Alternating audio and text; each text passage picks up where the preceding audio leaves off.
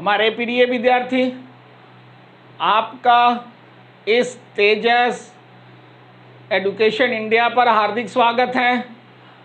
आज हबीब आलम आपके सामने ब्लड ग्रुप लेकर आए हैं। ये ब्लड ग्रुप से बहुत सारे क्वेश्चन बनते हैं और इस प्रश्न को देखा जाएगा तो इस कंसेप्ट के साथ जब आप इसको कोरिलेट करेंगे तो आपके 100% इस टॉपिक से क्वेश्चन अवश्य बनेगा, ऐसा तेजस एजुकेशन इंडिया का दावा है। अब आप ज़रा सा ब्लड ग्रुप को देख लें। इस ब्लड ग्रुप को जिस व्यक्ति ने खोजा था उस व्यक्ति का नाम था कार्ल लैंडस्टाइनर। अब ब्लड ग्रुप से अगर आपसे क्वेश्चन आता है कि ब्लड ग्रुप को किसने खोजा, तो आप आंसर लगाइएगा कार्ल लैंडस्टाइनर। लेकिन ब्लड ग्रुपिंग जो की गई वह लगभग 36 प्रकार के ब्लड ग्रुपिंग की गई। लेकिन आपको हम इस 3 ब्लड ग्रुप सिस्टम की चर्चा करेंगे, जिसमें एक blood group ABO blood group system, दूसरा AB ब्लड ग्रुप सिस्टम और तीसरा RH factor blood group system की बात करेंगे। ABO ब्लड ग्रुप को खोजने का कार्य जिस व्यक्ति ने किया उसका नाम था कार्ल लैंडस्टाइनर, और AB को खोजने का कार्य जिस व्यक्ति ने किया वह थे डी कास्टेलो स्टर्ली। RH फैक्टर को जिस व्यक्ति ने खोजा वह कार्ल लैंडस्टाइनर और वीनर थे। यदि परीक्षा में कार्ल लैंडस्टाइनर और वीनर अलग अलग ऑप्शन में हो तो आप वीनर ही आंसर लगाइएगा। ये डी कास्टेलो और स्टर्ली और वीनर, ये तीनों व्यक्ति जो थे वह कार्ल लैंडस्टाइनर के सहयोगी एवं शिष्य थे। अब प्रश्न ये उठता है कि यह जो क्लासिफिकेशन किया गया, यह ब्लड ग्रुपिंग जो की गई, इसका आधार क्या है? तो इसका आधार जो है वह एंटीजन है, और यह एंटीजन एक प्रकार का प्रोटीन है, और ये प्रोटीन ब्लड के आरबीसी पर पाए जाते हैं। और जो एंटीजन आरबीसी पर पाए जाएंगे उसके विपरीत, उसके अगेंस्ट में एंटीबॉडी का फॉर्मेशन ब्लड करता है, और वो एंटीबॉडी प्लाज्मा में पाया जाता है। तो एंटीजन किसी भी ब्लड का ओन पार्ट होता है, अपना भाग होता है, लेकिन एंटीबॉडी फॉर्म्ड पार्ट है, उसको बनाया गया है। अब ये दूसरी बात है कि हमारे बॉडी में, हमारे शरीर में एंटीबॉडी पहले से मौजूद है, लेकिन जब बच्चा माँ के गर्भ में रहता है उस समय केवल उसके पास में एंटीजन जाता है। जन्म के बाद उसमें एंटीबॉडी का फॉर्मेशन होता है, एंटीबॉडी बाहर से जब आते हैं तब बनाए जाते हैं। यही कारण है ना कि बच्चा जैसे ही जन्म लेता है उसके शरीर में एंटीबॉडी दी जाती है, जैसे टीकाकरण द्वारा, वैक्सीनेशन के द्वारा। आपने सुना होगा कि जन्म के तुरंत बाद बच्चों को BCG का टीका दे देना, इसलिए दे देना कि उसके बॉडी में एंटीबॉडी का निर्माण हो जाए और बच्चा रोग से मुक्त रहे। और BCG का जो टीका दी जाती है वह इसलिए दी जाती है कि बच्चा को टीबी नामक, ट्यूबरकुलोसिस यानी क्षय नामक रोग नहीं हो।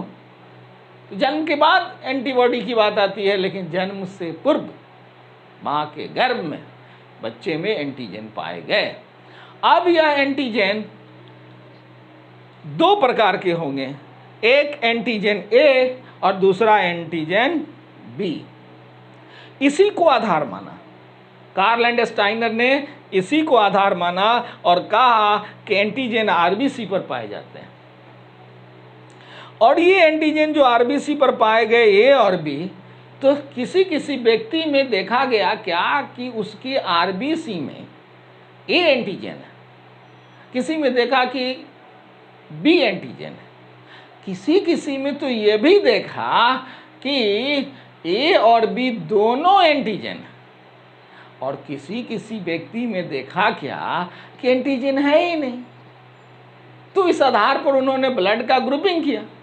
तो यहाँ आप देखा जाए कि यहाँ अगर ये आरबीसी है, आरबीसी का आकार इसी तरह से होता है, बाइकनकेव होता है, तो अगर इस आरबीसी पर ये एंटीजन ए पाया गया तो इसके अगेंस्ट में जो एंटीबॉडी बना वह बी नामक एंटीबॉडी बना।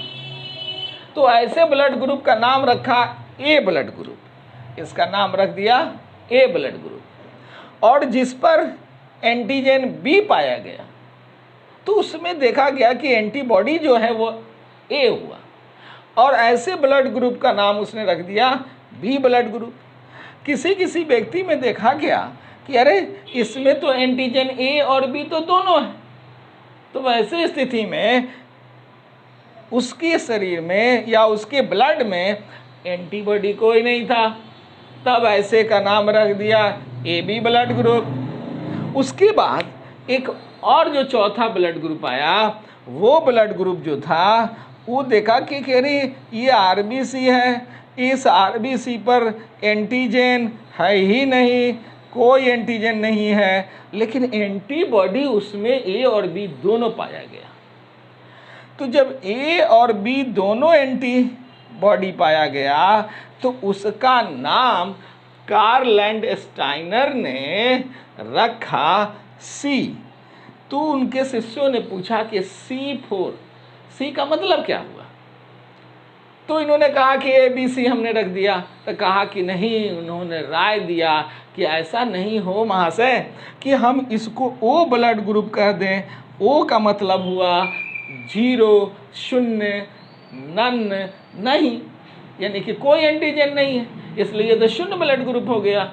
तब उन्होंने कार्लैंड ने C की जगह पर O शब्द का प्रयोग किया, क्योंकि O और 0 दोनों देखने में एक ही लगते हैं। अब किसी के ब्लड ग्रुप को कह दिया जाए कि भाई आपका ब्लड ग्रुप 0 है, वो तो वहीं बेहोश हो जाएगा। इसलिए कहा गया कि नहीं नहीं नहीं, O की तरह 0 दिखता है, इसलिए हम 0 न कह के O ब्लड ग्रुप कहने लगे। तो कार्ल लैंडस्टाइनर जो थे वो यही 3 ब्लड ग्रुप की चर्चा किए, blood group A, blood group B और ब्लड ग्रुप ओ। क्योंकि कार्ल लैंडस्टाइनर ने देखा कि किस एक आरबीसी पर ए एंटीजन है, दूसरे के आरबीसी पर बी एंटीजन है और तीसरे के आरबीसी पर एंटीजन नहीं है।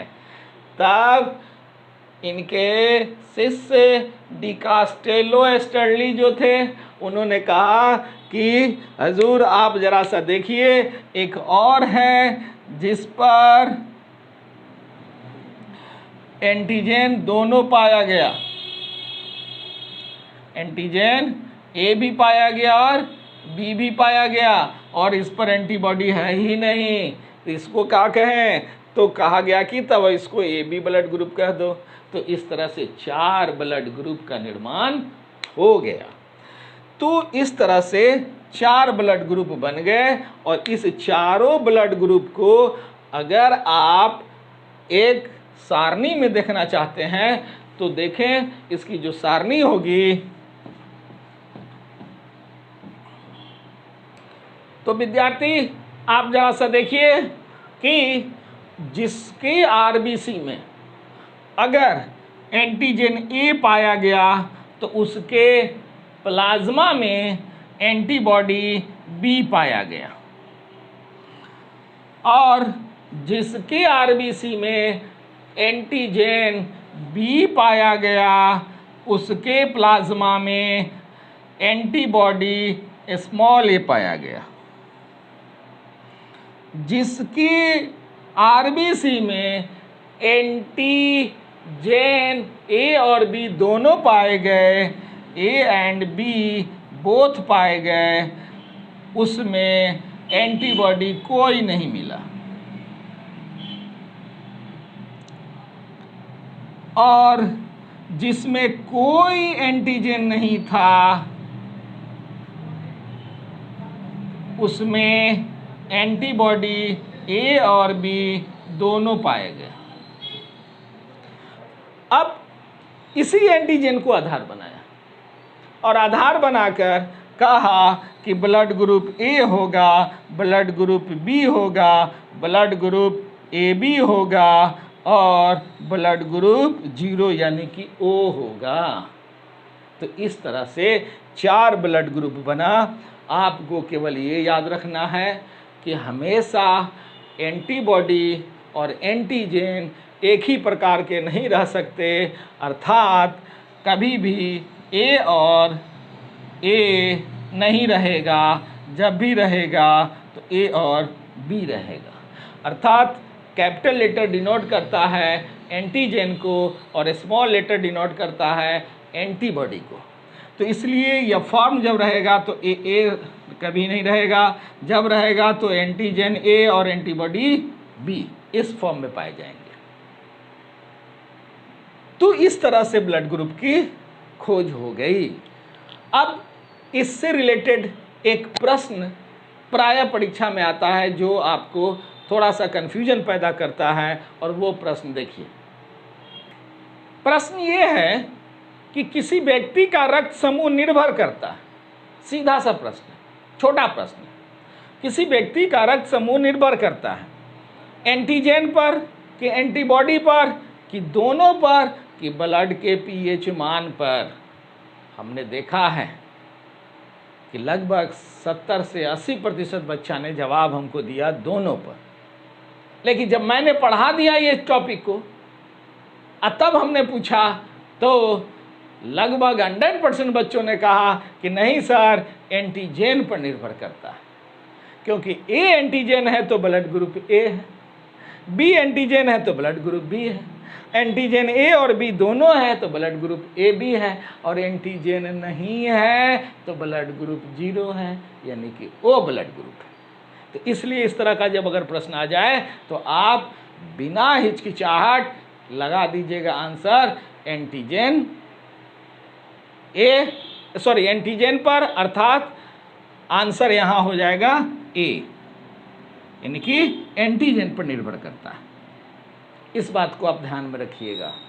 और अगर पूछ दे कि एंटीजन कहाँ पाया जाता है, आरबीसी पर कि डब्ल्यूबीसी पर कि प्लेटलेट्स पर कि प्लाज्मा में, तब आप बिना सोचे आप जवाब दीजिएगा कि एंटीजन पाया जाता है आरबीसी पर, प्लाज्मा में तो एंटीबॉडी पाए जाते हैं।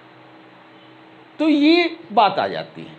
अब हम आपको बताएंगे कि आरएच फैक्टर है क्या चीज़, ये आरएच फैक्टर क्या होता है। अब आपको हम आरएच फैक्टर के बारे में बताएंगे। सबसे पहले बात जानिए कि आरएच फैक्टर है क्या चीज़।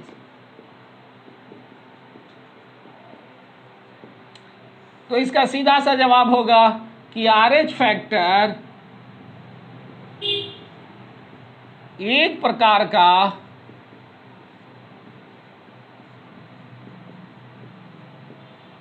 एंटीजन है। सब पहली बात कि आरएच फैक्टर क्या है, तो एक प्रकार का एंटीजन है। यह एंटीजन को खोजा किसने, तो वीनर और कार्लैंड स्टाइनर ने। और आरएच नाम क्यों दिया गया, तो ये जो आरएच फैक्टर जो देखा गया, यानी कि यह जो एंटीजन जो देखा गया, वह एक बंदर था जिसका नाम था रीशस बंदर। ये बंदर मान लो कि यह बंदर है जो रीशस प्रजाति का बंदर है।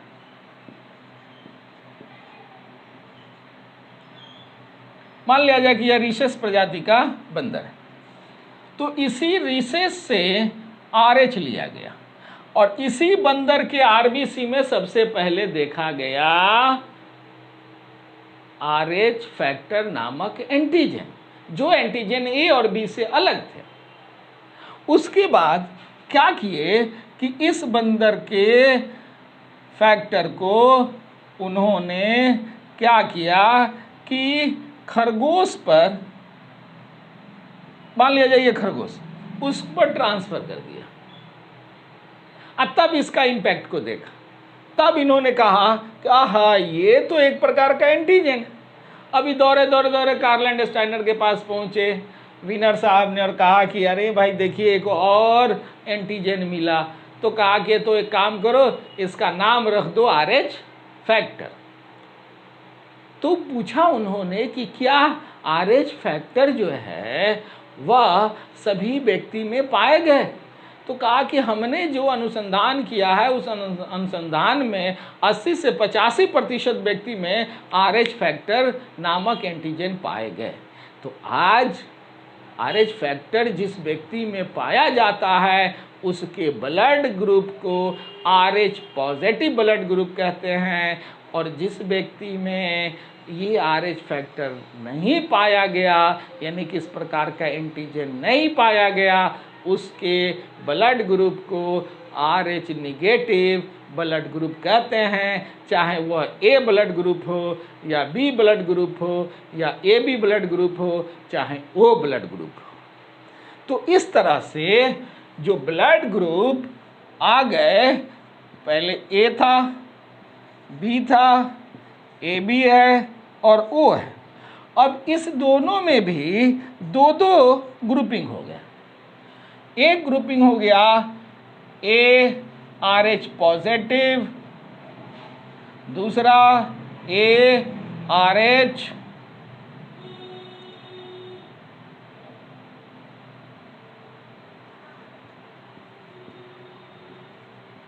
ARH negative.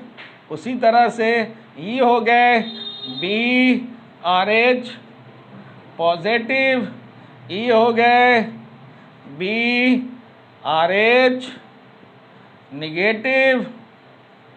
उसी तरह से ये हो गए ABRH पॉजिटिव और ये हो गए ABRH निगेटिव।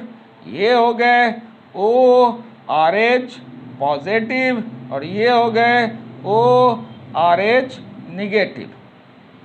तो इस तरह से 8 ब्लड ग्रुप हो गया। चार को दो दो भागों में बांट दिया हमने। तो इस तरह से 8 ब्लड ग्रुप हो गए। A का 2 ब्लड ग्रुप, मतलब कि A ब्लड ग्रुप जिस व्यक्ति में है, अगर उसमें RH फैक्टर नामक एंटीजन पाया गया तो उसको हम लोग कहेंगे A पॉजिटिव। जब भी आप ब्लड ग्रुप टेस्ट कराने जाइएगा तो डॉक्टर साहब A+ नहीं लिखते। वो जब भी लिखेंगे, ये लिखना गलत है, वो जब भी लिखेंगे तो ARH पॉजिटिव लिख देते हैं, ऐसे लिखते हैं। अब हम लोग बोलचाल में कर देते हैं कि यह पॉजिटिव ब्लड ग्रुप है या निगेटिव ब्लड ग्रुप है, लेकिन हकीकत में लिखने का तरीका यही है, RH पॉजिटिव, RH निगेटिव। तो जिसमें प्रेजेंट होगा वो पॉजिटिव और जिसमें एब्सेंट होगा वह कहलाएगा निगेटिव। अब यहाँ और स्पष्ट अगर आप चाहते हैं तो एक एग्जाम्पल देखिए। मान लिया जाए कि यह कोई एक व्यक्ति है, यह व्यक्ति चला गया डॉक्टर के पास में कि श्रीमान आप हमारा ब्लड ग्रुप टेस्ट कर दीजिए। जब यह ब्लड ग्रुप टेस्ट कराने के लिए गए तो डॉक्टर साहब ने कह दिया कि आपका ब्लड ग्रुप जो है वह BRH पॉजिटिव है। अब इनको यह बात समझ में आई नहीं कि है क्या चीज़। तो डॉक्टर साहब ने एक्सप्लेन करके बताया कि देखिए, आप में जो एंटीजन पाया गया वह एंटीजन B नामक एंटीजन पाया गया। आपके ब्लड में जो एंटीबॉडी देखा गया वो एंटीबॉडी A एंटीबॉडी है, और RH फैक्टर नामक एंटीजन आपके शरीर में उपस्थित है। तो ये हो गए। फिर एक दूसरा व्यक्ति जो इनके मित्र थे वो भी गए और जाने के बाद में गए और कहे कि श्रीमान मेरा भी ब्लड ग्रुप टेस्ट कर दीजिए। तो जब ये गए ब्लड ग्रुप टेस्ट कराने के लिए तो डॉक्टर साहब ने कहा कि भाई देखो तुम्हारा ब्लड ग्रुप जो है वह AB-RH निगेटिव है।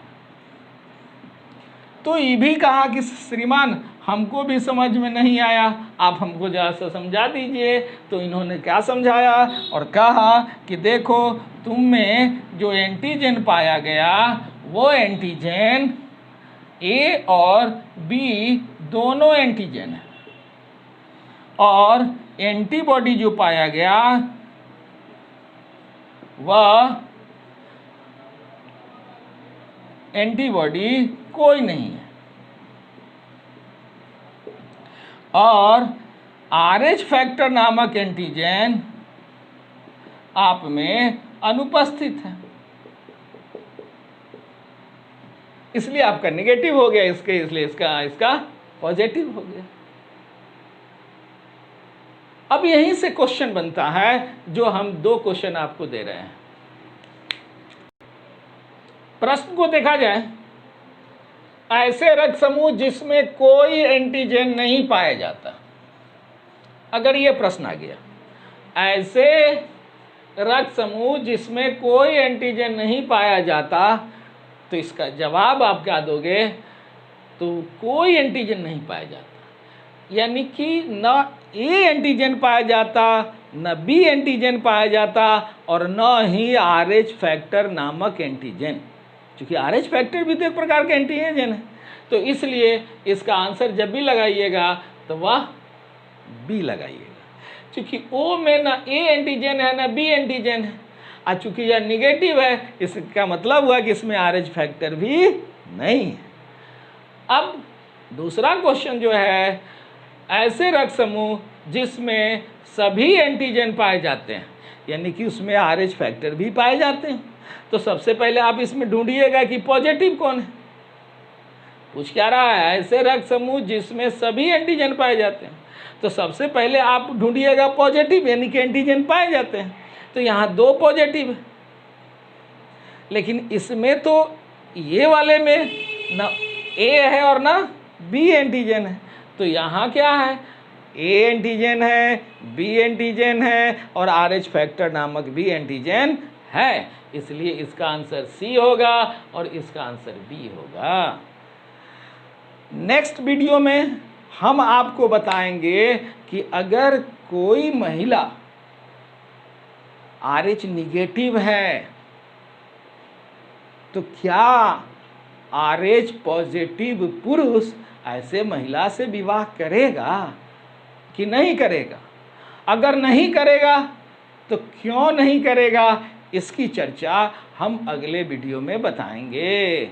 इसलिए आप अगले वीडियो में ध्यानपूर्वक इस बात को समझिएगा, और उससे रिलेटेड प्रश्न भी हम पूछेंगे, और उस घटना का नाम क्या है जिस घटना के कारण RH पॉजिटिव पुरुष RH निगेटिव महिला से विवाह नहीं करना चाहते हैं।